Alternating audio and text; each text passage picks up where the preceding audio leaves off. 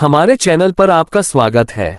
2026 Toyota JPN rickshaw एक concept रूप में सामने आई है, जो टोयोटा के पीपल फर्स्ट अर्बन मोबिलिटी दर्शन को एक कॉम्पैक्ट 3 पहियों वाले वाहन में बदलने का एक साहसी प्रयास है, जो भीड़ भाड़ वाले शहरों के लिए बनाया गया है।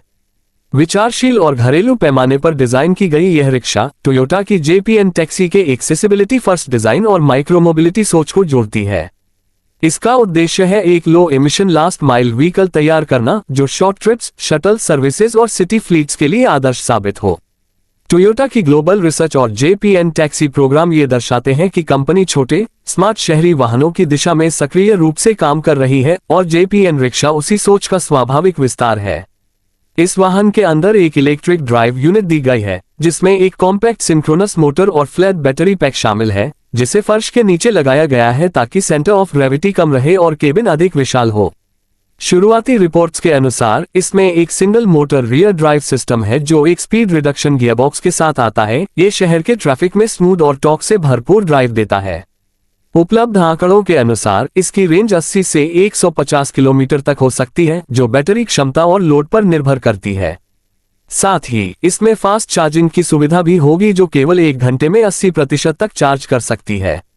चेसिस और सस्पेंशन को पूरी तरह उपयोगिता और मजबूती को ध्यान में रखकर डिजाइन किया गया है। इसमें हल्का ट्यूबुलर या प्रेस्ड स्टील फ्रेम दिया गया है, जिस पर मॉड्यूलर बॉडी पैनल लगे हैं, जो रिपेयर को आसान और किफायती बनाते हैं।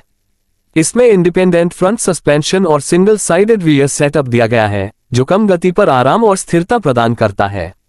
ब्रेकिंग सिस्टम में रेजेनरेटिव ब्रेकिंग शामिल है, जिससे बैटरी की रेंज बढ़ती है। साथ ही हाइड्रोलिक डिस्क ब्रेक आगे और ड्रम या छोटी डिस्क पीछे दी गई है। कुछ हाई वेरिएंट में ABS और इलेक्ट्रॉनिक स्टेबिलिटी सिस्टम जैसी सुविधाएं भी उपलब्ध होंगी। कैबिन छोटा लेकिन बेहद एर्गोनोमिक है। इसमें 2 यात्रियों के बैठने की व्यवस्था या एक लंबी बेंच सीट दी जा सकती है, जिसे कार्गो स्पेस में बदला जा सके।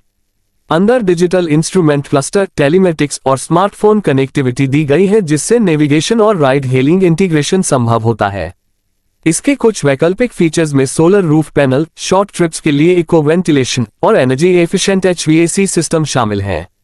सुरक्षा और उपयोगिता के मामले में भी टोयोटा ने कोई समझौता नहीं किया है। बड़ी ग्लास एरिया बेहतर विजिबिलिटी देती है, साथ ही मजबूत ऑक्यूपेंट सेल और साइड इंपैक्ट बीम्स सुरक्षा सुनिश्चित करते हैं। इसके अलावा टैक्सी या फ्लीट वेरिएंट्स में व्हीलचेयर रैंप का विकल्प भी दिया गया है।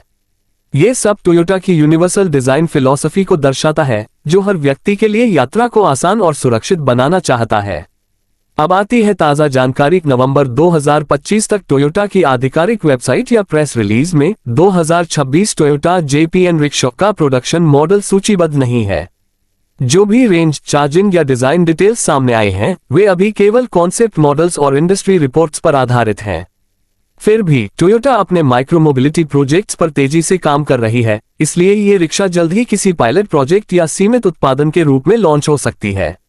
अगर आप इस विषय पर YouTube वीडियो बना रहे हैं, तो वीडियो की शुरुआत में टोयोटा के विजन को दिखाएं, फिर मोटर, बैटरी पैक और चार्जिंग पोर्ट जैसे हिस्सों के क्लोजअप दिखाएं, और अंत में ये बताना न भूलें कि कौन सी जानकारियां आधिकारिक हैं और कौन सी कॉन्सेप्ट रिपोर्ट पर आधारित हैं।